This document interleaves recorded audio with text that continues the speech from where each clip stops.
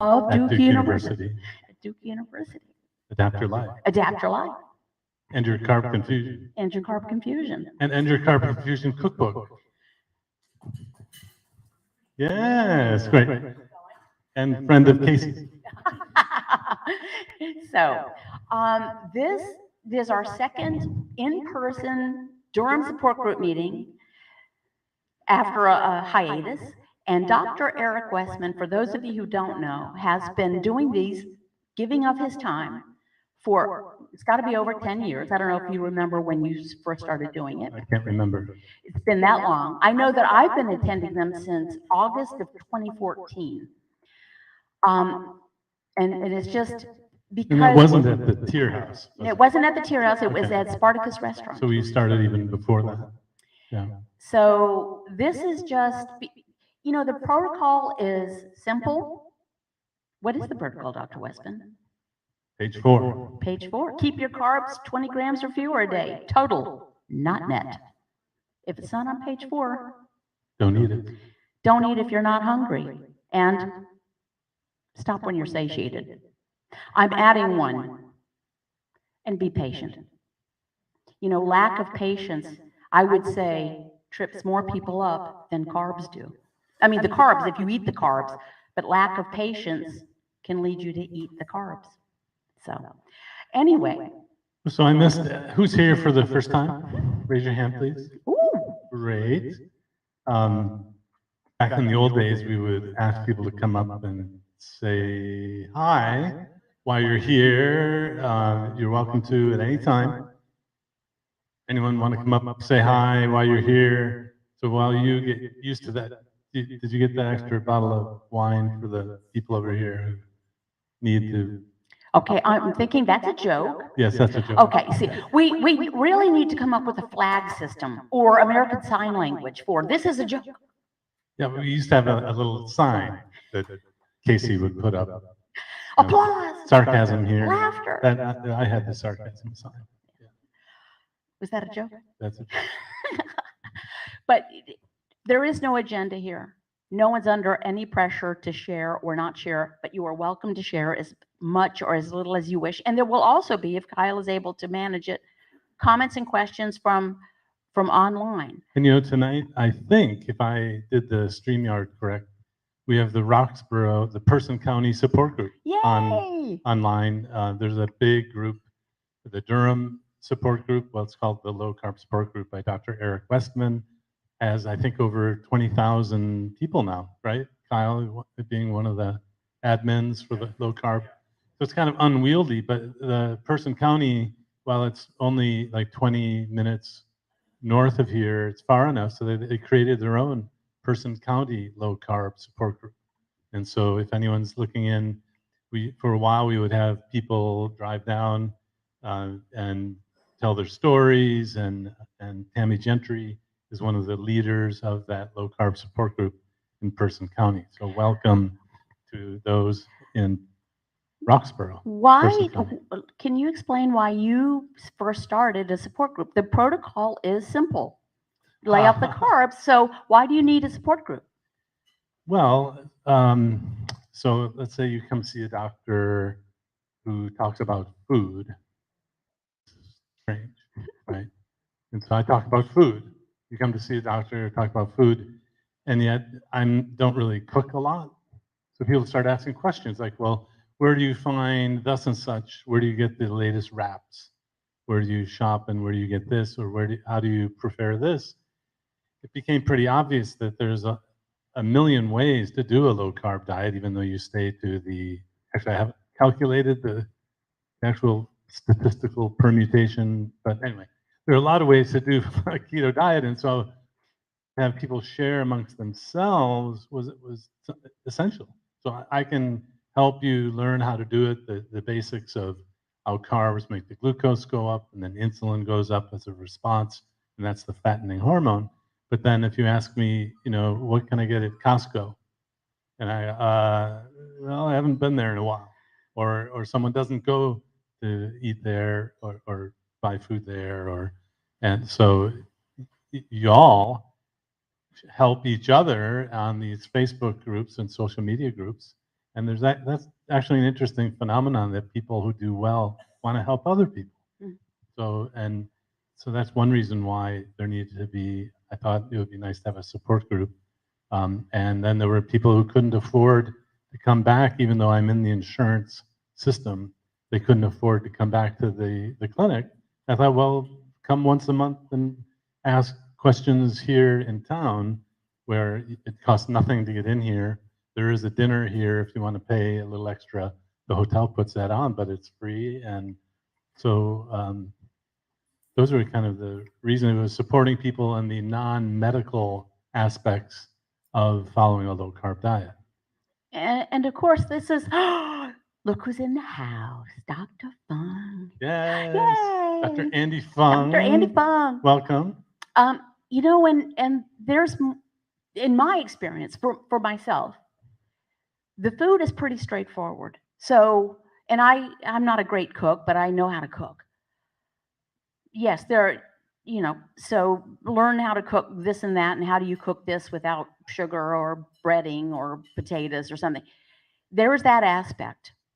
There's also, in my experience, needing a support group, because what do you do when you're going to that wedding or the quinceañera or the funeral, and there's going to be food, or it's your own birthday and somebody's made you a party, and how do you turn down all the food without hurting anyone's feelings? And what if your mother-in-law is a food pusher? Or what if your partner doesn't really want you to lose weight? What if they are threatened by this? So the food is simple, but doing this is not necessarily easy. The mechanics of putting together a meal can also grow to be simple. It's a fatty source of protein. In my house, it's a cast iron skillet, some reserve bacon fat, and everyone's happy. But how do you get over the weekend? Well, I'm fine. I'm sure you've heard this a million times. I'm fine until Friday night, or I'm good until the baseball game we go to on Saturdays. And of course, you got to have church. Or the church service where everyone's brought the potluck, and of course, it's mac and cheese and all this. So I'm going to guess that Dr. Westman started the support group from an innate knowledge that it takes more than following a food list. You need to figure out how other people are doing it, because we all have challenges, and some of my challenges are going to be different than your challenges, and you know, than yours, if you have any. It's great to talk about it, because there was a recent experience where another doctor who does this for a living just told me that it was so great to talk to you, because we talked, and then I started my support group in town, and it's that even has been spreading to do it. Doctors doing their own kind of support out in town to handle all of these other things. But then addiction medicine applied to food, I've learned a lot from Dr. Vera Tarman, who's an addiction specialist in Toronto. She has a book and a podcast called Food Junkies. Excellent. And so if you apply addiction medicine to food addiction, it's not negotiable. You have to have a support group. So it's common knowledge. If you're trying to get off cocaine, trying to get off alcohol, you need a support group. And this is why many people go to AA, all of these kinds of support, because everyone acknowledges it as an addiction. So now if you find that you are a food addict, having trouble staying away, getting kindled, meaning a little bit makes you have more and more and more, and then you regained all the weight you've lost. This is likely that you're thinking about food all the time. When the next time you're going to eat, it's likely that you're an addict. And so that support group is required for success. And so is abstinence.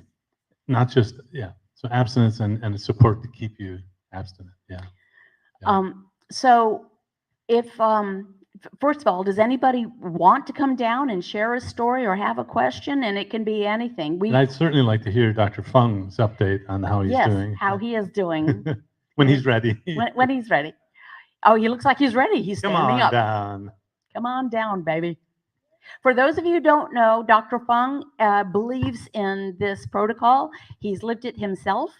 And his practice is, okay, I'm going to trip over a wire. Don't want to do that. I'm going to step off the screen. Well, I'm doing okay. I had to move because of COVID, and Just up, so, yeah. So I'm doing okay. I'm right now in Winston-Salem, practicing obesity medicine every day and trying to get people healthy. So I was under the understanding that you had to do a lot of family medicine as well. Are you mainly doing obesity medicine? Actually, a lot of people find me because we also do pain management. So a lot of people carry too much weight, so they're in chronic pain. So I also do that, and then so kind of like 2 for 1. So And so did you move the family then up to the Winston-Salem area? yes, sir. Excellent. And have you met the two young doctors, Laura and Matt, who are going around? They're wearing continuous glucose monitors as residents. Can you imagine? So in doctor training, you go through medical school, then you do a residency. There are two doctors doing a family medicine residency in Winston who are wearing their own blood glucose monitor, learning about how the food affects their blood glucose and all. And of course, they become keto devotees because they see how little carb raises their blood glucose. And if you've never had a continuous glucose monitor yourself, it's an interesting thing to see. You'll wonder, I wonder if just a little bite of an apple will raise my blood glucose, and you'll see. Of course, if it doesn't go up, you might have made all this insulin go up to keep the blood glucose down. So hopefully one day there will be a glucose insulin monitor. But so anyway, so can people come see you? Absolutely. Yeah. How do they get an appointment with you? Call the office, and then so let's see. Actually, don't remember the number by heart, but it's quite. If they just look up Dr. Andy Fung, Phung, in at Winston-Salem, I work for Bethany Medical Center, and I'll be happy to help you guys if you need help. I do metabolic blood work too, so to kind of. The link in the chat. Okay. My Yeah. Bethany. Bethany Medical Center. My Bethany Medical. Yeah. So I do metabolic blood work, kind of before and during and continuation to help people troubleshoot. And so, Dr. Fung has been here on several occasions, and I don't know if you want to talk about the transitions of. Yeah, no, okay. So in some areas, it's still. This happened when we were in Minneapolis at an ADAPT event. One of the doctors said, "I don't want my YouTube put out there because I will get in trouble by my health system," because he was talking about low carb diets being good, and that health system actually had a policy that you can't talk about them. Of course, he was, I think, a little overly cautious, but we didn't put out there. But you want to be sensitive to that in some particular areas. Although the science is there, not everyone knows about the science. So, yeah, that's very true. Yeah, Yeah. it takes a while to get the science out. absolutely. I'm going to step back in because there are people that want to. Do you want to ask a question or come up? Do I have a portable? Here, you take this one. Okay. You go.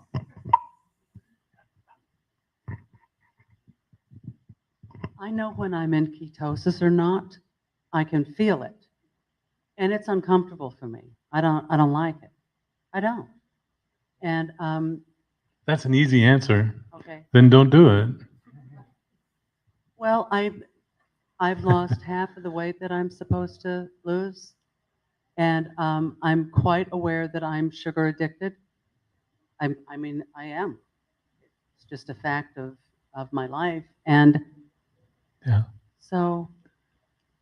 Well, I want to do it, Dr. Westman. I want to lose I want to, become healthier. So What about it do you not like? What feeling is it that what sensation is it that you find unpleasant? Well, when I put it into words, it might not, come out right, but I feel hungry in a burning fat sort of way. You know what I mean? Okay.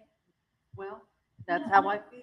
No, I'm not saying that that's not valid. I just can't identify with that. So you actually feel a physical, like you're burning, Using up the fat. which is the point. But what feels unpleasant about that? Is it physically uncomfortable? Physically uncomfortable for me. Is it in your middle section? That's Okay, so Yeah, well, I've never heard that, but first thing I would do is take the food history, see what you're having, eating, how you define low carb and keto in your mind is not always the way we think it's optimal to make. Most, if it's a gut issue like a stomach gurgling or feeling, those typically will get better unless you're adding oils or medium chain triglyceride or doing some internet version of keto, having apple cider vinegar, things like that. So, I have a pretty good sense of if you follow that page 4 list of foods, not adding anything to it, I have a pretty good sense of what symptoms will be expected or not. So early on, there might be headache and fatigue, in which case the salt supplement can help reduce those symptoms. So But I'm just hearing about- some acknowledgement when you said apple cider vinegar and some of those stuff. Is that something that you've been using? I had tried that apple cider drink at I mean, Lysine. Yeah, so It's- don't do that. so it's very Don't do apple acidic. cider vinegar. I mean, you would Yeah. burn because it's acidic and acid burns. I mean, not all not a little bit of lime juice or something. But page 4 doesn't call for apple cider vinegar or MCT oil or standing on your right leg and brushing your teeth with your left arm. It doesn't call for any of that. Or sauna, hot ice baths, Oh. infrared saunas. No, none of So- that. But I think this is a fast. It is, it's Anything fascinating. else to share? Go to the page 4 and no more. Yeah. That's it? That was a Now, great. but now I've given my secret away. In fact, I tried giving my secret away for free, and nobody wanted it. So that's why I charge $9.99. Yeah, and I know. And I Yeah. hear about the fact that he's charging for that. And I know these people are going to Keto Med and paying $140 for some vanilla flavored powder to put in their milk. It's a weird world. We It's live a in. strange world. But if you do go to ericwestmanmd.com, www.ericwestmanmd.com, you'll get my latest information, which includes books and courses you can take and all that. But you don't have to do that. And one of the reasons we did this support group is for those who can't get access to those kinds of things. If I may, Dr. Fung, two things that I heard. One thing that I heard and one thing I want to point out. Dr. Fung, this trim person has a personal experience with diabetes and overweight and everything else. And he jokes about you're not supposed to be overweight, you're Asian. That doesn't happen to Asian people. So there's that. But there was also the thing that clicked in my mind. You said, well, it's actually family medicine as well. Can I tell you from what I have heard and in my own personal experience, obesity medicine is family medicine because you don't have to have a show of hands. But I know that in my family, if I knew then what I knew now and I could convince them to do this, there would be more people left in my family. Many of us are seeing our parents, our siblings, our uncles, our kids who are obese, who are diabetic, who are losing limbs. They are miserable. They can't get out of the house because of the carbs. So I'm going to just coin that. Obesity medicine is family medicine. Trademark. That's correct. Yeah, because because carbohydrate drives so many things. Most people probably know, yeah, carbohydrate makes us gain weight because it drives insulin, but it also drives high blood pressure. It also drives cholesterol dysfunction that leads to heart disease, and eat too much carb, have a belly that causes heartburn. It's so many things that are interrelated. But as most people, when they go to see their family doctor, is, hey, what's going on? And we'll write you a prescription. And so people will say, well, why didn't my doctor tell me? They should have known. The short end is, we're not taught this in medical school. And so the question is, how do you expect someone to teach you something that they don't even know? And so the other question is, wait, the doctors don't know? I'm like, look around. Why are there fat doctors around? Right? I mean, that is just the fact, right? How many people here have not lectured, but feel like they have informed their medical provider about information on cholesterol, carbohydrate, triglycerides, or anything else like that, who feel like they went in knowing more than their doctor did on this topic, not on all topics? No hands. Well, okay, there's one. Me, I will. Me. What do I think if one of my patients raised their hands here? Yeah, that would be tricky. Must be talking about the other doctors. Awkward. Yeah. Yeah.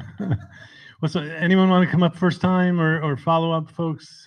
Give us an update on anything. Well, you're welcome. Just raise your hand and come on down. And even we'll take Anything some from the interweb? questions on the internet as well.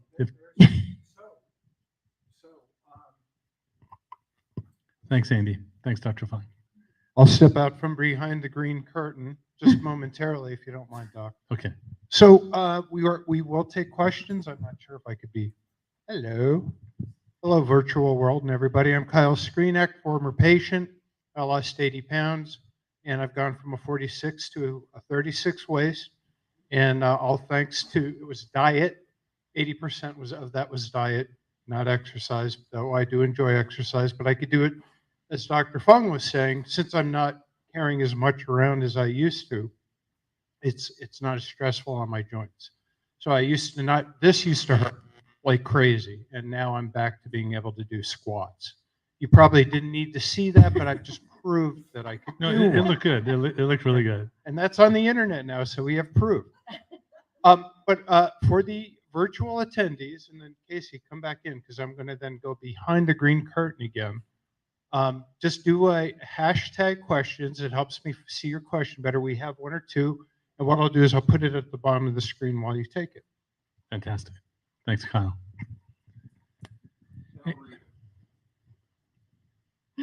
The hashtag Kyle does a squat. Let's make it trending, y'all.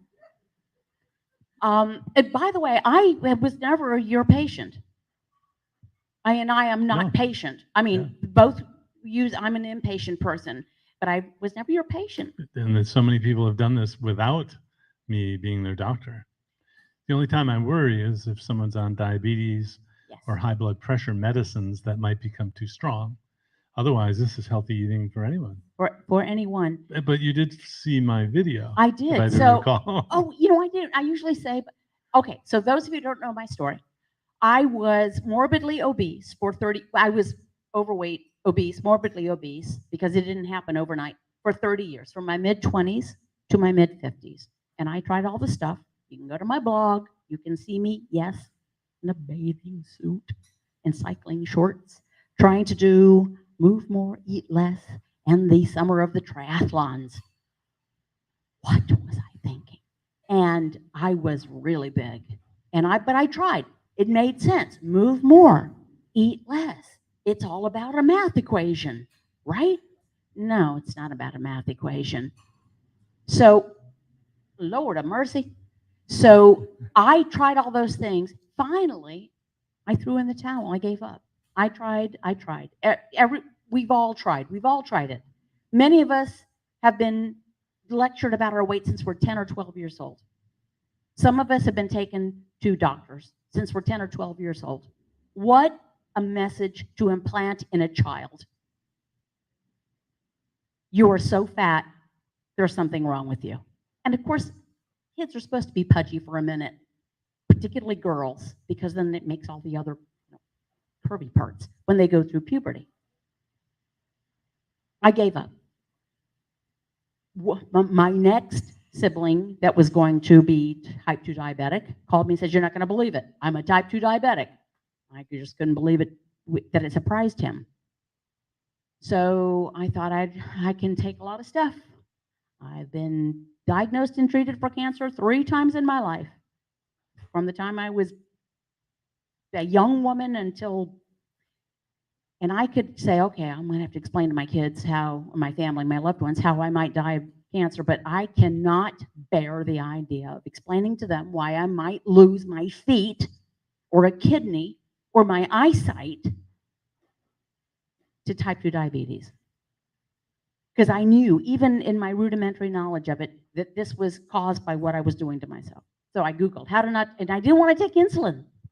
How to not take insulin for type 2 diabetes.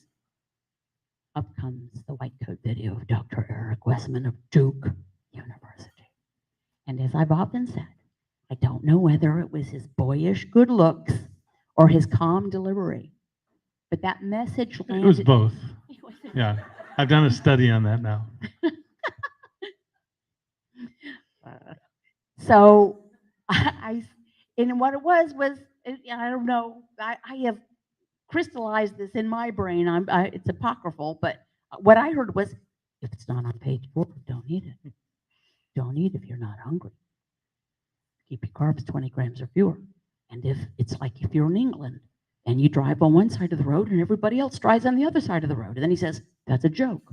I mean, he was You talking. still don't laugh at that today. It's not a good metaphor. Okay, so I But thought, it well, worked. It worked. that was your boyish good looks that worked. Well, no, but Come on, let's be real. Well, you had to hear the message, Vote. but then it works. Boyish good looks, calm delivery. It was a younger me in the video, so but it Okay, worked. anyway, right? but it did because That's why because- people do it. I thought, and also I will say, because I'd given up on losing weight. It was no more about fitting into size 6 jeans, which I'm wearing tonight. It was no more about not getting stuck in turnstiles or having to have a seat extender on an airplane, a seatbelt extender. It was about, I don't want to take insulin for type 2 diabetes. That was my line in the sand. So he said, keep your carbs 20 grams or fewer a day, total, not net. I knew this worked since 1977 with the Atkins. Yeah, I knew it when I was a sophomore in college. We all know it. We do it. And then we say, this is too hard, or I can't give up tortilla chips for the rest of my life, or what is life without a brownie? Do you know that they are now selling Snickers bars with brownie on the inside? And they're calling it comfort food. This is why we need support groups. Because we are told that food is comfort, food is love, food is celebration. You know what food is? It's fuel. You know what love is? Love is love. Let's not get it twisted. Anywho, so I knew it worked, but I told myself all those things that we tell ourselves, all of those things, I told myself. But I didn't want to take insulin for type 2 diabetes.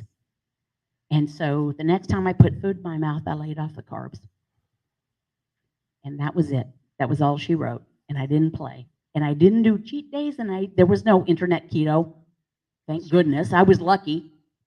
There was Westman and Finney and Volick and Professor Noakes, and I didn't have to get into the keto products or the cheat days or the cycling or the Butter in your coffee. Butter in your coffee. No, don't do that. I just laid off the carbs. Yeah. So anyway, that's my little thing, but that is what happened. But it worked. It worked. It was no more complicated than that. I will barter for. Oh, but I can't do it. Can you do it for a day? I don't know. Half a day. Well, one meal. Will you do it just one meal? Because I don't know how many of you, just that one morning, the first morning you wake up without eating carbs, the hunger is gone. I'm sure there's a bell-shaped curve where for most people, it's 1 or 2 days. The hunger is gone because you're such a good fat burner, and the cravings go away. So anyway, I'll negotiate sometimes, even if people are, oh, I can't. But what about my fruit, my rice? I just had someone from South America down there somewhere, and he said, we have rice in my country. We have.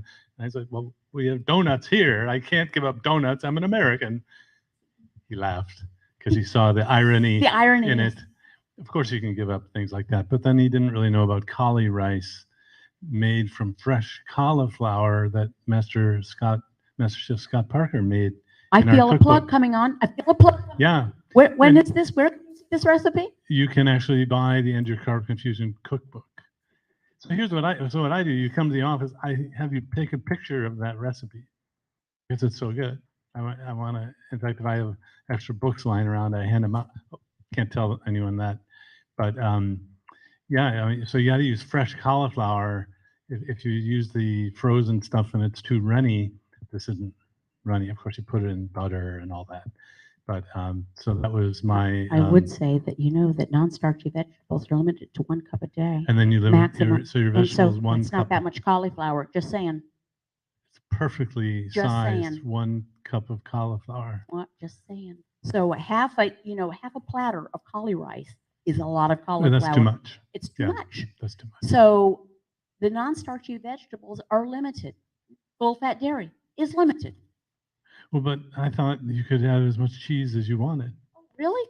No. And you can't even have as much ribeye as you want. But cheese says no carbs, No, it does.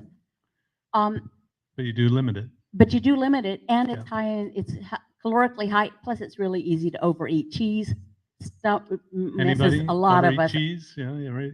Yeah, Yeah, cheese. they're Me still too. awake. Thank you. So talking about the South American, my lovely mate is right now in South America, and he better call me pretty daggone soon because he's supposed to get on the plane tomorrow. So I heard a rumor that he stole my diet. And he's he did. pushing it So down my there. husband, who started, he never had a It's weight, not my diet. who never had a weight issue. After age 50, he put on a few pounds right around his middle, like happens because this was known as a middle-age spread, is what it was called after decades of this. But he was not as metabolically challenged as I. After about 6 months of seeing me, and I lost some weight, but mostly I felt better. And I was my personality was back to maybe the one that attracted him in the first place. He said, he started doing this. He's from Colombia, South America. We would buy rice 50 pounds at a time. Beans, pinto beans, 25 pounds at a time. Tortilla chips, abuelita tortilla chips from Costco, 5 giant bags at a time. And he was able to eat all this. And I was making still, even after I was doing this, I just kept it quiet. I just laid off the carbs. I was making homemade bread. I was grinding the wheat berries because I'm an earth mother and making homemade bread every Sunday. And this one, he says, don't make any more bread. No, I'm not going to eat anymore. Okay, and don't buy any more rice and no more beans. What? I'm going to do what you're doing. What? So he does it. Of course, he lost extra weight. Between 8 p.m. and 7 a.m. the next morning, he lost it all. Dudes. So he goes back to Colombia twice a year. And he's trim and strong, and he's a cyclist, and he could ride up the Andes Mountains on a bicycle without needing to stop to eat something. We think we're really impressed with the Appalachians. The Andes are no joke. And now there are people that tap him on the shoulder, and he talks to, and they call it the Durango diet. You're that guy with the diet. That's your last name. That's my last name, Durango. I'm Casey Durango. He has influenced people because I influenced him, because he influenced me, because Robert Atkins and Jackie Everseen influenced him. And you guys are influencing people you don't even know. There are mothers and daughters here influencing each other. Can I add in the 2 patients who told me that they did the Atkins diet and lost 50 pounds? And one of them kind of shamed me into, you don't know about this diet. It was written in a book before you were born. I don't know why that made me upset. It was close, but it wasn't before I was born. But so actually I was influenced by the patients who did it and then told me about it. And even though it was in kind of a funny, teasing way that I didn't know anything about food and weight loss, which was true, you can influence people. And then, of course, then I did research as a result of that. But you don't need your doctors to do research anymore. That's already been done. But just that awareness and paying it forward, passing the baton. You never know. You might say, well, I'm doing this and no one's listening to me. And it is difficult when our loved ones, when we know the answer and they just won't. Oh, and would you like a microphone, dear? Okay, so there's some sign language going. You want to walk? I will do the walking. Now that was- So, but it is frustrating when people we know they're not ready. And that's okay. We can't change anyone. We can only give information, but you don't know who you might influence that never asks you a question. They just silently go on their way, making a change. Perdóname. I would like for you to tell us about Keto on Wheels. I'm anxious to hear about the people who are recipients. Keto Keto on Wheels. Keto on wheels. Food delivery Food, service. Yeah, well, sure. Are we doing okay for questions? Got a ton. Briefly, we started delivering mildly expired frozen meats to people who couldn't afford food, and so on Medicaid generally that goes together. And it's been a resounding success. Now, we did 2 rounds. One, Shelly now has lost 100 pounds since last summer, and she came off 600 units of insulin in 8 weeks. And she came in the office and said, Doc, I this is too much. And I'm well, she's not going to do it. And then we got the idea of the food delivery. I called her on the phone, and she said, well, okay, if you're going to deliver me food on Saturday, of course, the catch is you have to stay to this food. So the medical students found a way to get really, really good, lightly expired meats from the local co-op, from other places where it's actually kind of, we were delivering lobster tail and rainbow trout and ribeyes and chicken. And so Shelly, of course, her response was phenomenal. If people followed it, they did great. We did it, and if they came through our clinic, they did even better. So we learned the people who are just kind of given, imagine a doctor came by, that's weird too, right? A doctor came by to give you food and said, here's all this meat. And we have a list that says you have to stay to this list. And then your family member comes in with some Doritos. Would you listen to the doctor's list no, you'd have the Doritos. So it didn't work so well if people hadn't come through the clinic to get the formal teaching. But so we've started it up again, targeting people on Medicaid with obesity or type 2 diabetes. And the idea is to give people an idea of what to eat. The beautiful meats that they're able to get really kind of blow people away. And then the medical students are just in awe because they've had a program that handed out fruit and vegetables for years, and nobody got better, right? So this is targeting nutrition therapy in a way that the medical students are waking up to say, what the heck's going on? And so we're teaching and explaining all that, and we have volunteers who help. The number of people we can serve is dependent on how many volunteers we have and how many people who are interested. But we have a line of people waiting to get involved again. But that's the Keto food delivery program. If you're interested, let me know, and we can help. You can help in some way. The students do most of the heavy lifting, though. They recruit people, get the food, and there are hundreds of people in this program. We have a subset of about 5 to 10 at any given moment in the program. But that's a lot of fun, and that just kind of reminds me that it really is just the food. I mean, Just the these people food. are all walks of life, and they live in places that, it must be something to do with the sofa or the house or the plastics or something. No, it's just the food. The food. It's amazing. So anyway, thank you for mentioning the keto food delivery program. We hope to expand it, those volunteer permitting. So. All right, so let's take some questions. Helen from England. I'm going to put this up so people can see it. Where they drive on the left-hand side of the road, I'm told. Yes, they do. Yeah, and Nothing to do it with scares me to food. drive. It's just such a And they're weird up pretty metaphor late. to use. So Helen, I I have hope people who come to me and they say it made such sense. Oh, wow. Yeah. They're very I'm smart. sorry, go Are ahead. you Oh, done yes. yet? Are you done yet? Come on, I'm trying to get some questions.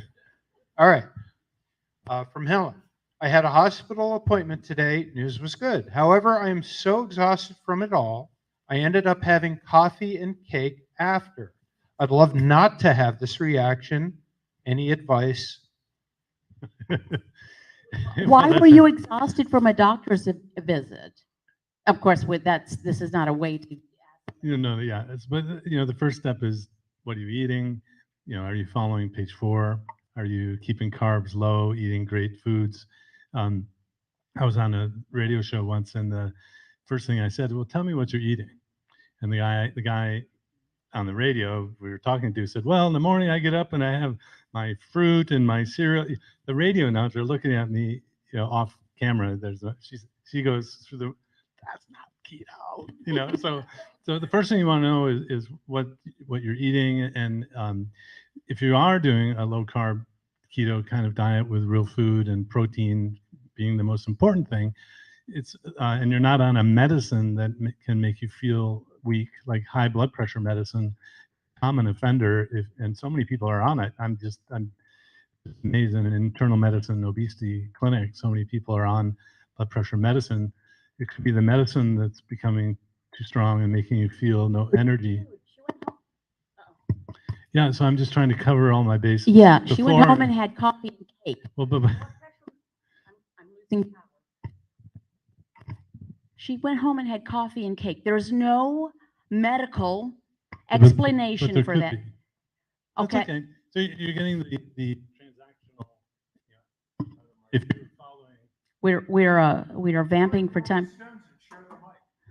We talked the Rolling Stones. Here. Okay. Oh, okay, but it's my turn right now. So here's this logic. I'm exhausted from my doctor's appointment. Why? We don't know. Why? What? Will you put on a treadmill for 6 miles? But anyway, I went home and had coffee and cake. Please, where's the logic in that? There is no logical reason to go home and have coffee and cake because you're at your doctor's office. Okay, your turn. Yeah, so this is a common thing, and everything's fine. And I always want to make sure when I'm on the internet and not in the room, making sure to ask you, are you on medicine? That sort of thing. I want to cover my medical bases, and that's why I put things up. I think the most common reason for being tired is not having enough salt when you're eating this way. So cake fixes tired. Well, actually, the cake can make it better because you hold on to salt, because the cake is making the insulin go up. Yes. But the only way to get more energy is not by getting cake. You can have salt and you have more energy. But I thought in England you'd have tea. That's interesting. That's coffee. And they drive on the wrong side of the And they road drive as that. well. Well, so there are a lot of factors, and aren't you? Doctors sometimes make me exhausted. I hate going to the doctor. So you go home and eat cake? No, I don't. Okay, you do don't that eat cake. anymore. Don't go home for the doctor and eat cake. Full stop. Which is a very British saying. Okay, Kyle has something Shall else we to- move along? Yes, we shall. And I want to apologize to those remote. We can't have a back and forth because there's so many queued up questions. So I hope you'll bear with us. The next question is, can keto help with polycystic kidney disease? So I thought you were going to say polycystic ovarian syndrome, and I was ready to say yes, because that's for sure. No, I've never heard of polycystic kidney disease getting better as a result of keto. So that's not something I'm aware of. No, Will it get worse? I don't think so. Yeah. I mean, when you teach it in the way we teach it, it's just real food. It's just food without the carbs. It's not anything that's dangerous for anything, really. It doesn't cause heart disease like everyone thinks it does. Very good. Let's move on. I've got the next question here, which is, I've been fasting and doing OMAD keto. I've been in menopause for 2 years, and I got my period 4 days very light. A trigger can you see me alert for blushing Kyle. here? Yes. Oh yeah, I lost 20 pounds 5 weeks so far. So is that a question? Well, you know, Or is that just like, yeah, we can talk about the hormonal changes that can happen. High please, five. please, let's move on. Yeah, so polycystic ovary syndrome is a problem of too much testosterone, and that can change very quickly. And so I've heard it's rare, but some people can actually get their menstrual cycles to come back after they've changed to a keto diet. And even weight loss might do that as well. So you're always kind of, if you're doing keto and losing weight at the same time, you're always thinking of those two processes going on. It might not just be keto, it might be the fact that you're losing weight, that you're getting those effects as well. All right, the next question is, I think you did blush. He did. I have afib and have been told that a plant-based diet would be best. Serious? Well, there's no medical evidence for that. So I don't think there's any one diet that's best for AFib. A keto diet would be fine. Yeah. Okay, moving right along here. There is, like, this is a favorite question of mine. There is conflicting information about fiber being included in the total carb count or not. Is there science behind why it is not subtracted in your plan? Yeah, the science is that any carbohydrate can raise the blood glucose, even if it's a fiber, and even if it's called a non-absorbable fiber. I know that sounds weird. It says non-absorbable, can't affect the blood glucose. Well, I met the professor who wrote the paper that basically says you can absorb non-absorbable fiber and the name should be changed. So the science says that any carbohydrate can affect the blood glucose. And so when people come to me wanting to fix something like diabetes or a metabolic issue like severe obesity, I use the most potent form of a low carb diet, which is using the total carbs, not net carbs, which is the subtraction of that. So that's why I use 20 total carbs per day as the upper limit. Of course, the Verta Health group came through and sat in my office, and then somehow they came up with 30 total grams per day as what they use. They've done studies with diabetes, and that can work as well. But I kind of grandfathered in the 20 grams, and it's actually what science needs to be done, or you could check your own ketones in the meantime, is at what point, maybe it's 25, maybe it's 30, maybe it's 40, maybe what we know is that everyone has their own threshold. So my perspective is I want this to work for everyone, so I use that low number to get it to work for everyone, because people come to me today, people told me they were waiting 4 months to see me in the clinic, and they don't. So if I said, try this, it might work, or try this, it'll work the first time, every time, which would you prefer? Yeah, that second one. Yeah, the second one. So now it's not to say that other approaches can't work, which is fascinating, because internet keto, you can even do it wrong. And if you didn't need keto in the first place, it will work. And also keeping in mind that the personal threshold could change, because lots of things change as we get older. Everything changes as we get older, everything. I would love to do that study where even in one individual, or let's say 5, we check the insulin resistance or the tolerability of carbs during the weight loss process. It probably changes. Stephen Yeah. Finney shared in one of his presentations that I saw, that he himself, and this was not that long ago, said, I used to eat this level of carbs, and now I've just had to bring it down. I'm older. And he's an active, fit person, but he's older. So tweak, tweak, tweak.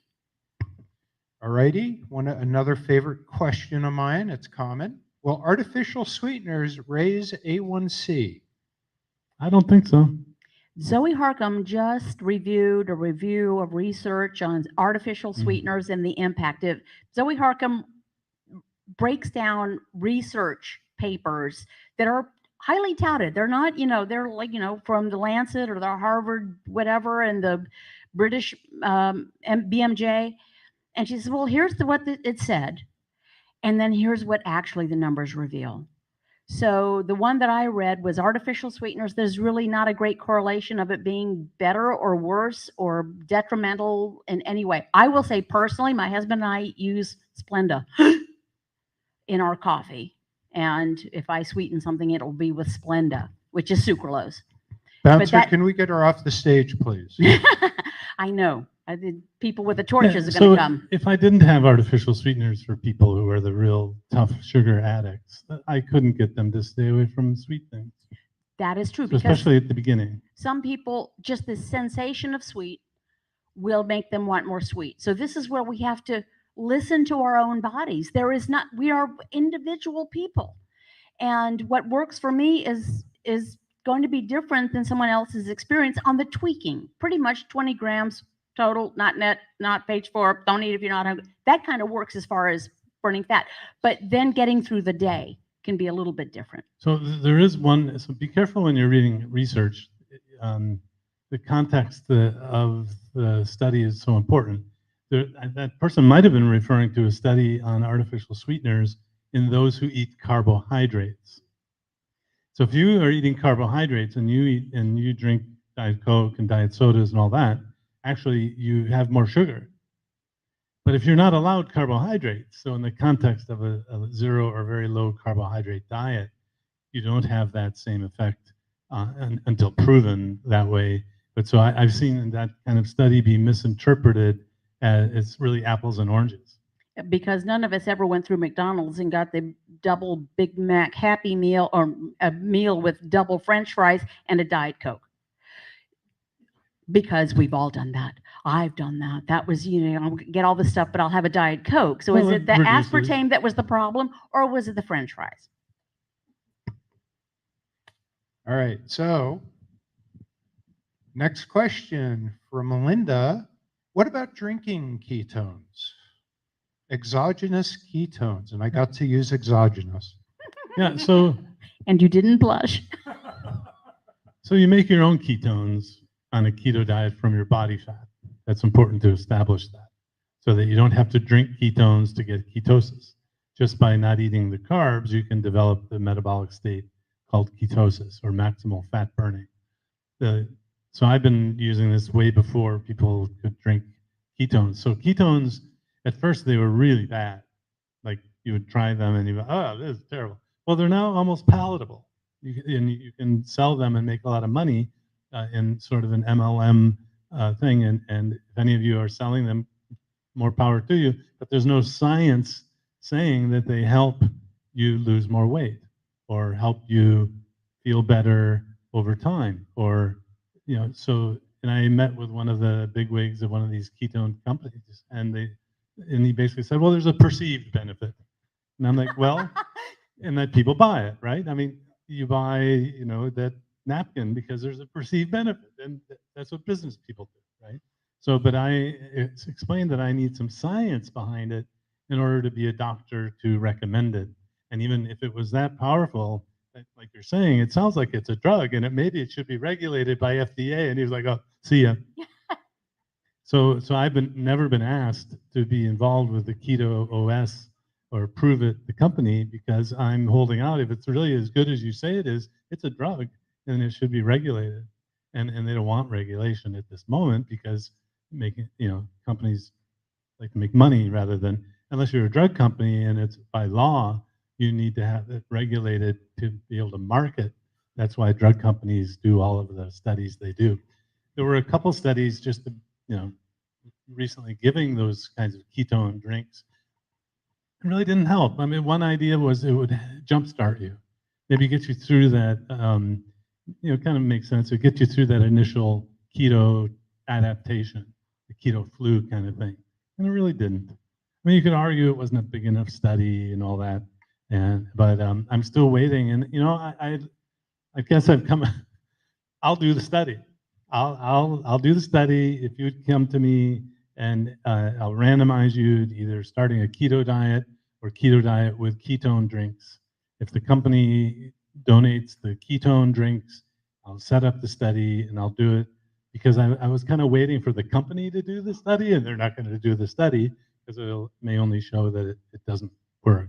But I'm happy to volunteer my time and actually do it on a shoestring because it's such a big question. Great question, and there's really no answer now. I think 4 or 5 years after these have been out there. And a lot of money's been spent by consumers. Speaking of not regulated, the word, phrase, keto, y'all know it's not regulated, right? And our friend Amy Berger points out that foods are not ketogenic. Our bodies are ketogenic. There's no such thing as keto granola clusters. There's no such thing as keto ice cream. Oh, but I saw it at no, there's no such thing. There's no such thing. It's it's made up. It didn't exist 4 years ago, 5 years ago, and it'll be something else in another couple of years. I saw keto coffee beans. Seriously. And I looked at the bottom, and they put a little bit of medium chain triglyceride oil on it. It had to be like micrograms. I doubt it. It changed the ketone level, although it could. But anyway, yeah. And then there was that one picture going around, the keto toilet bowl cleaner. They can sell it for more money. That's about as valuable as any of the keto products are. By the way, Halo Top Ice Cream has a marketing campaign out right now where they are actually touting eating so-called keto, because it's on the label. Halo Top Ice Cream is an act of self-love. You are nailing self-love. You are eating keto, you're eating Halo Top ice cream and doing goat yoga as if one counters the other. This is not self-love. This is self-destruction. Eating ice cream is self-destruction. It's brought many people off their keto plan. Yes, it has. And I'm going to call out the fellow who used to help us pre-COVID. I think Robert had a brilliant post. I was tempted by a product on the shelf. I looked at the ingredients, and then I was able to put it back and not desire it anymore. So we're not about clean. We're not about pure. We're not about organic. We don't let perfect be the enemy of the good. But by the way, does brisket have ingredients on it? Well, it might if it's sitting in some kind of soup or something. But really, page 4 is just simple. So I tend to 5 years in. I'll be 5 years tomorrow. Tomorrow is my key. Wait. All right. Yeah, look at this. Oh, someone called me the squat master. So thank you very much. It just said Facebook user. I don't know who that is. But oh my God, why did I come out here? Let me go back. You were talking about brisket. The high five. 5 years. Yeah, that's my NSV. So yeah. That's non-scale victory. Yeah, and it's non-scale victories. I forget stuff. I always forgot stuff. Anyhow, 5 years ago, and what I did was I met with Dr. Westman for about 2 weeks before, and I had a trip with my daughter. And what's interesting too is a lot of people say, "Oh, I'm worried about keto flu." I wonder how much. Like if you've had it, I don't doubt you've had keto flu or rash or all the things that I've heard that attend keto. I didn't have any of that. And it's not because I'm superhuman. Far from it. But I think sometimes we get nervous. Like when we make, I was talking to somebody earlier today. It was like, I was afraid that my arteries were going to become like Elmer's glue in 6 months. But I was so desperate because I had done Jenny Craig, Weight Watchers, cabbage soup diet, dear Lord, name it, like the tomato slice on bread diet. Actually, I lost 110 pounds on Jenny Craig. Isn't that great, right? 110 pounds. I was skinny. I was hungry. I looked sick. My friends were like, "Hey, you okay? Are you getting treatments or something?" So I reached my weight. I reached my goal, right? Isn't that great? Not really, because I was craving the unbuttered popcorn. 1 cup of unbuttered popcorn consumed my very being for 45 minutes. Hello. So tomorrow, 5 years, thanks to Dr. Westman. Yeah. By the way, I'm drug naive. Does anyone know what drug naive means? Have you heard that? I'm not on any medicine. I'm 59. Now I go to I'm a big fan of doctors. That's one of the reasons why I went to Dr. Westman. And I saw this, not a white coat video, but he was giving some presentation using all the big words doctors use. And it's like, oh, this guy looks legit. So being a fellow Duke employee, I was able to take advantage of that. But yeah, this is just an easier way to do this. So I'm done. I'm done bloviating. Thanks, Kyle. Back to the questions. But how much weight have you lost since you started with Dr. Westman? So it was 80 pounds, 6 months. I know that makes women angry. I'm sorry. I'm really sorry. But it's been 80. It was like down and then just flat. So I would have thought I should be like 100 pounds down, but I love the weight I'm at. So I don't care. Fantastic. And you can do squats on the interwebs. Yeah, yes, I'm a squat master. I am squat master. So let's see. Next question, and this is another good one. It's a common one. Sometimes I find when I am stressed, I crave sugar, and I know the answer. I'd love not to crave sugar. Any advice? Well, I'm not quite sure. So, well, you're going to crave sugar as long as you have sugar. So I'm reminded of helping people quit smoking. Do you I crave cigarettes? I crave cigarettes, so I'm going to smoke, and then my craving goes away. Wait a But the minute. idea was to get someone to quit smoking. So if you're going to crave sugar, so stress can make you do lots of different things. And everyone emotionally eats, everyone stress eats. But I listen politely as people come to me and they tell me they think they're the only one on earth that emotionally eats. And I listen. It's a big problem. But until you get out of the feeding sugar cycle, you'll always crave sugar. That's where the sugar-free things come in handy at first. But the idea of eventually getting away from something sweet is a great one.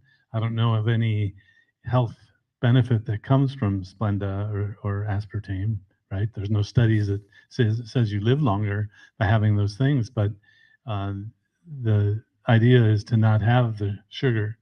So have something that's sweet, but with no sugar in it. What happens is your brain doesn't get the dopamine reward while you kind of fool your brain into thinking you're getting the sweet thing. Underneath, your brain unlearns that this really doesn't have what you want. And so actually I can help people with issues of binge eating and all that, and eating disorders that the traditional people can't fix because they still allow people to have sugar. And it reminds me of when we gave people, I used to do cigarette research and smoking cessation research.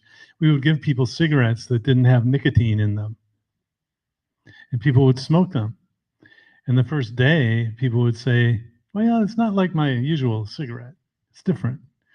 The second day is, I don't know about the third day, when they're in full nicotine withdrawal, they say, these are terrible. I want my old cigarettes back.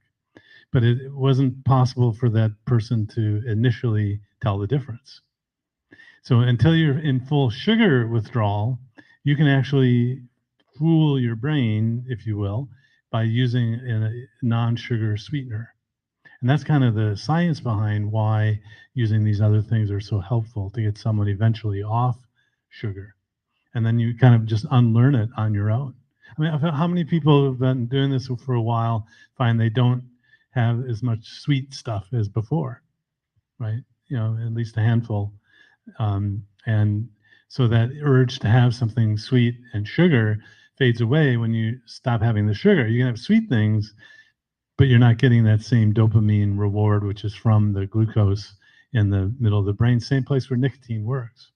So that's my long-winded answer. My short-winded one is a craving is not a life emergency, and no one's going to pass out. And we are It not. feels like I am, though. Yeah, well, you have tough titties. So, And if I open the refrigerator, it's right here. right, it is right there. It's what did we say earlier about the addiction behavior? You have to abstain. If you want to label yourself as an addict, you have to treat yourself as you would reconcile a heroin addict, a smoking so-called addict. You have to stop, okay? But I'm addicted. Okay, well, you're addicted, so you have to stop. But it's a craving. Oh, well, let's take it to, well, you know, my old man is down in Colombia and he said he had a real craving for that stewardess.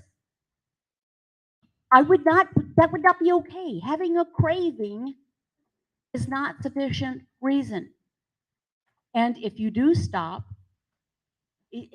cravings are like stray cats. You might have read about my cat, Luna, who just passed away after 17 years. She was a stray on our porch 17 years ago. I fed her once. She came back, and she lived on our side porch for 17 years. If you stop feeding cravings, they stop coming back. And, you know, you said something, everybody stress eats? No, not everybody stress eats. Well, everyone who enters my office. I used to stress eat. I used to excuse eat. I used to feel sorry for myself eat. When you're a carb eater, everyone stress eats. Would you? Well, I was a agree? carb eater until I stopped eating carbs. So even then, I stopped. It's behavior. You know what? Putting food in your mouth is not an involuntary action. We actually have to go to the process of buying the food, bringing it home, preparing the food, scooping it up, and shoveling it into our gobs. If I can do this, I promise you, you can do this. I'm going to cry because I was morbidly obese and did not participate in my life fully. And I lost time with my children and my husband because I felt so badly about myself, because I made the excuses, because I was a stress eater or I was an anger eater. You know, have a fight with my old man? I'll show you. I'll order 2 pizzas and eat them. That'll show you. I was an anxiety eater, and I really enjoyed the food.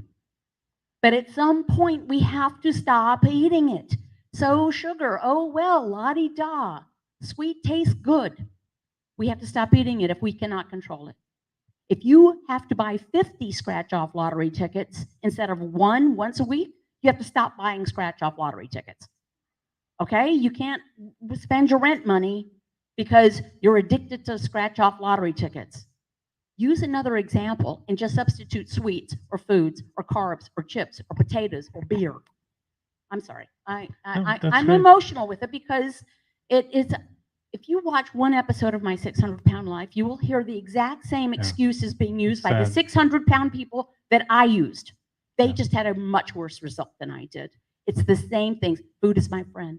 Food is my comfort. Food never abandons me. I turned to comfort when I was upset and stressed. Now, many of these people had many other issues besides food, but the excuses were the same. And they were not explanations, they were excuses. So, yes, everybody maybe used to eat out of stress, but just because we used to doesn't mean we need to keep doing it. Yeah, and so in a clinical setting as an obesity doctor, sometimes I use medications. I try not to. But so anyway, if this doesn't work for you, or this isn't, you can't turn that emotion to your benefit. There are ways. So if you couldn't quit smoking on your own, we would give nicotine patches or Chantix or things like that. And so obesity medicine doctors can do that as well. But Thank you for being patient with me. oh gosh, well, you've helped so many people, Casey. Okay, I'm But sorry. it is- I did get emotional, so I It is apologize. kind of like a tough love that some people are going to run away from. It's the tough thing is there's no rock bottom, right, for this addiction. I mean, it reminded me of the French children's book, which is really the deep existential novel called The Little Prince. The Little Prince goes to the world where the planet where the alcoholic is, and asks, oh, mister, why do you drink alcohol? And the alcoholic says, to forget. And then the little prince says, to forget what? And then the alcoholic says, that I drink. So when you're in that addiction, you can't see out of it, and it seems like that's the only way to do things. It's really not. And often that emotional twist is what gets you out of it. Which is awesome, Casey. Okay, next. So I posted Dr. Tarman's book, Food Junkies. Fantastic. So look in the, because, right, and I can completely relate, Casey, with your struggle. Moving on here. Oh, another good question. My question is, can I never stop doing keto for the rest of my life? Can I enjoy some junk food ever again?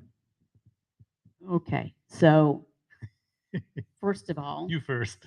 why would you eat? It's called junk food. It's literally called junk food. I have a good metaphor now. Okay, I got a new one. Would you put dirty gas in your car? no, Junk food gas? I would not put junk food gas in my car. And you can't. You go to the gas It's station. not a great metaphor still. He's not awesome at these metaphors, but I get what you're saying. You can't put bad gas in your car, but you can go inside and get junk food for your body. Well, and it's, yes. And it's called junk. Maybe that's Not only is, junk food. do we give it to our kids. Yeah, but I think that's why a vegetarian diet helps. Oh, for heaven's sake. There's no junk food. So why would you eat junk food? So what are you going to do with that moment? Okay, whatever it is, your junk food of choice. For me, it was tortilla chips and pizza crust. So what would I get out of those tortilla chips? Pleasure. No. Oh. Even if I Pain. did, it would be as long as chewing it up and swallowing it, and then it's gone. Then the guilt, then the bloating, then the, oh my God, what an idiot, then the self-flagellation, and not in a good way, and all the stuff that comes with it. For what? So for me, I have been doing this for 8.5 years. I cannot logically come up with a reason why I would eat tortilla chips. There's no nutrition. They wouldn't do anything other than make me feel ill. I have a person with whom I speak who went to the doctor. This person has lost like 72 pounds. And her medical provider said, well, that's great. But the problem with keto is it works until it stops working. Dr. Westman, why would it stop working? Because you eat carbs. Because you Or eat carbs. because your doctor doesn't support you and you go away and go, wow, Yeah. I'll just eat carbs. I'll just eat the carbs. It doesn't stop. That's like saying giving up smoking is great, but the problem with it is it works until you start smoking again. Oh, but that's okay. We have a drug for that. When you start smoking again, we have a drug for you. At some point, we have to incorporate logic. So this is, it depends on the person. So if I'm treating someone who doesn't really need keto anyway, they want 20, 30 pounds down, you could do it with any number of diets. If that's the case, what I explain is I'm going to teach you a method to get to your goal, and then you can do whatever you want to get away from the, oh my God, I can never have carbs again. But if you are a food addict, sugar addict, processed food addict, that's absolutely right. I mean, even if you never want to go back to the junk food, and even if you think of inflammation coming from those foods, why would you want to have every now and then a little bit of inflammation and poison? I'm totally allergic to strawberries, Dr. Westman. Totally allergic But to have them every strawberries. now and I then. break out in hives and my throat closes up. Can I have them occasionally? Probably not. Come on. Okay, I'm sorry. Because we'd say no. Say no. Yeah. That would be a hard stop. Hey, this is an interesting question. It's new to me.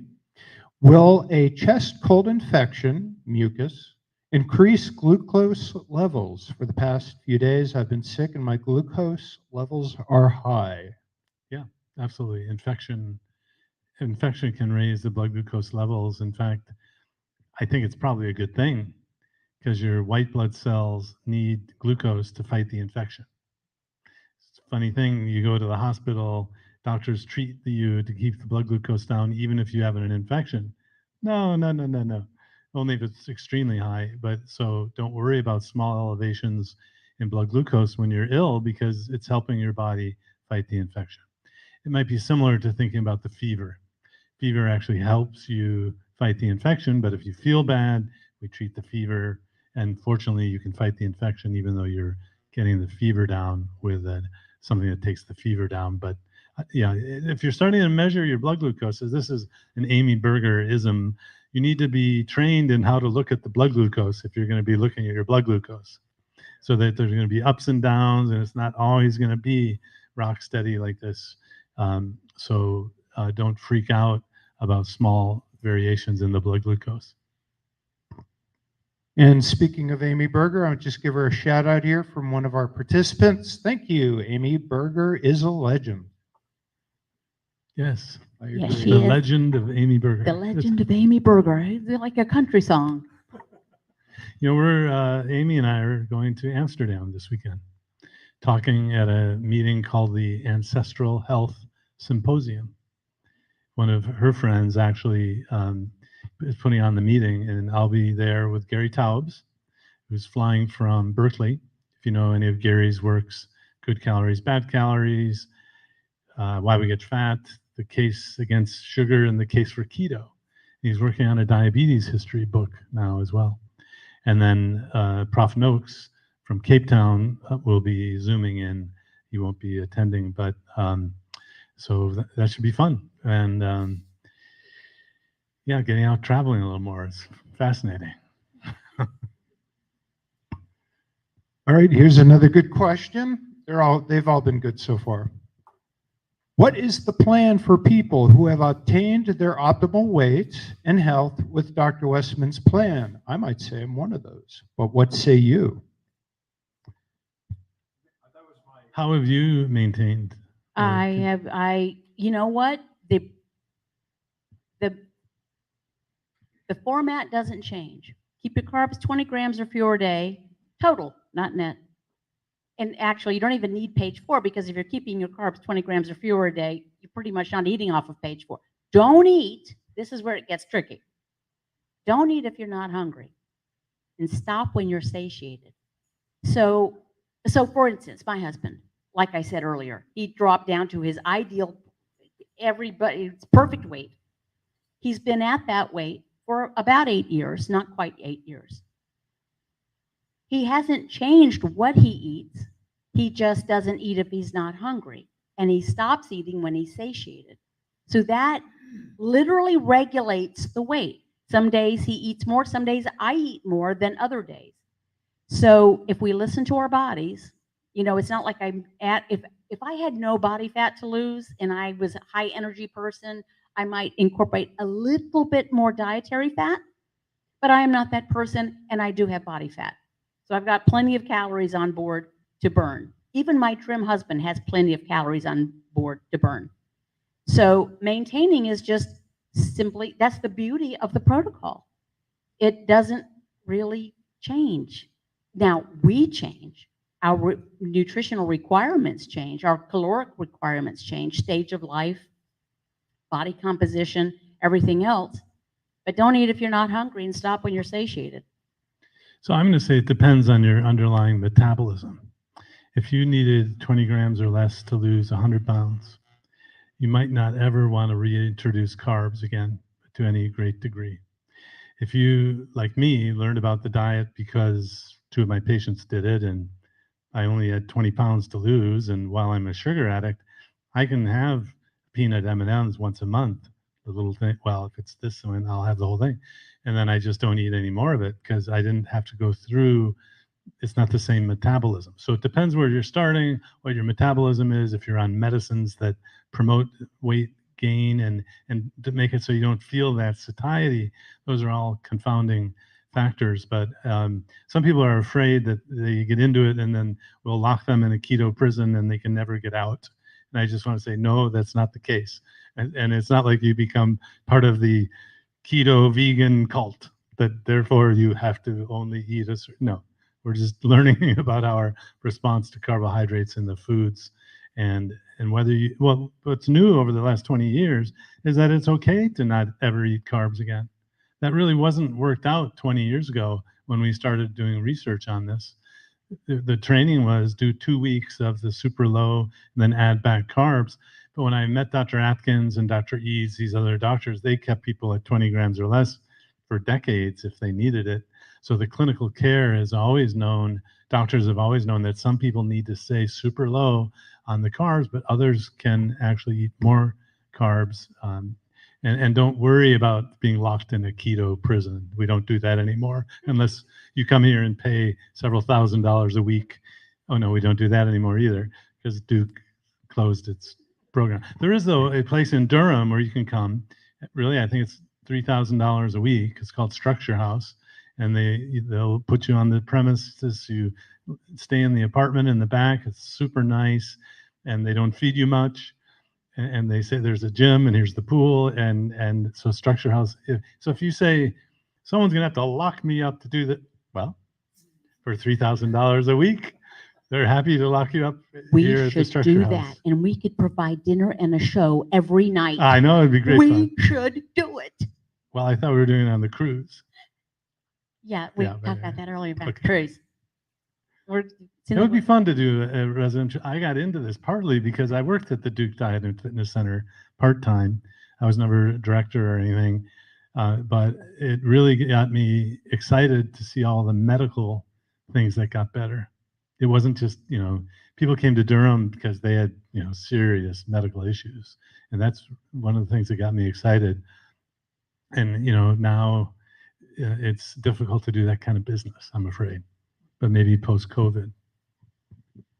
We are probably going to start winding down. Does anybody present here Yeah, want I to come up remember and say someone something? someone said to me, and you spend all the time doing the internet questions. We came to the room and you didn't answer our questions, so please. Anybody?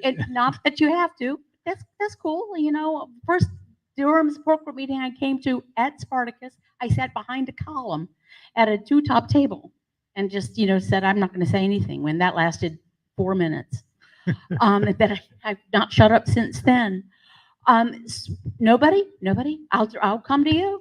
Did anybody write anything on the note cards? No. Okay. Casey, I do want to just, if I may, I think there might be a book that can help me understand the amount of carbs over time. Is that right, Dr. Westman? Oh, you mean my new book? Might there be a book that can help me through this process? Sure. So actually, we've had a lot of great feedback about End Your Carb Confusion. Does anyone have the book? All right. So some of you have to go out and buy it. No, just kidding. In fact, I was given the permission or Suggestion by Jen, hashtag suggestion. my friend Jen. Jen said you should bring books and sell them here. Would anyone buy a book if I brought them? And I would sign them. Thanks, Jen. Jen would. So End Your Carb Confusion, I wrote with Amy Berger. Amy is a professional writer who knows about keto, and it really is, the feedback I'm getting is that it's the best low carb keto book ever. And part of the reason is it's not just a keto book. So it incorporates the science from Duke, which is the keto science, the science from Harvard, which is the low glycemic David Ludwig science, and the science from Stanford, which is the Christopher Gardner low carb, but I can't go over 100 grams because that would hurt people. He's such a weenie. Oh, sorry. No, Called him a weenie. he's not an MD. He's a PhD. And they wrote a recent paper that was just so biased against the keto diet. It was sad. And But- he's a weenie. But he doesn't know. So he asked the MDs there at Stanford, and they say, don't do a keto diet. Oh my God. But we're at Duke, so that's the Stanford of the South. I mean, Stanford's the Duke of the West. Absolutely. Duke was here first. And I was an undergraduate at Stanford, so I'm making fun of my old alma mater, which is okay. It's self-effacing humor. Well, I have eggs to sell. I don't have any books to sell. Well, actually, You I have have eggs? journals to sell. I have eggs. right over there, the Spiral Bound Journals. Your journals are My- great. oh, you haven't seen one of my Yes, you just journals. showed me tonight. He says my journal is great because Thanks, he Jen. says you just showed me tonight. I went, okay. Anyway, nice guy. Thank you very much. I appreciate that. Any other questions? You're good. Okay. Okay, Time. Kyle, Okay. do you want to do any more exercises? Yeah, so let's I think I'm good here. I'll do a one hand, when you stand on one hand. No, I'm just kidding.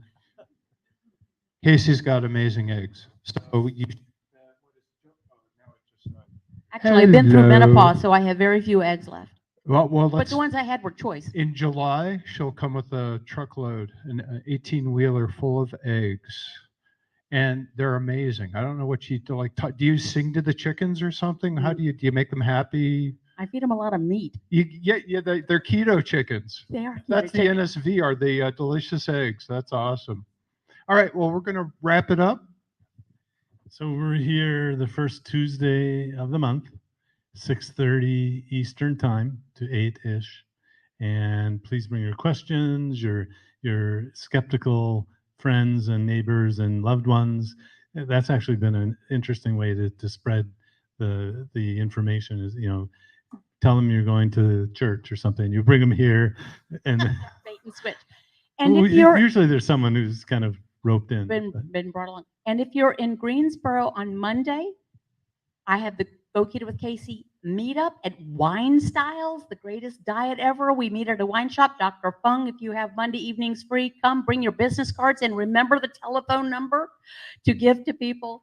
So that's at 6:15 or something. So next month is July. Have you looked to see if Tuesday is near the July 4th? I have not So looked. it's the 5th.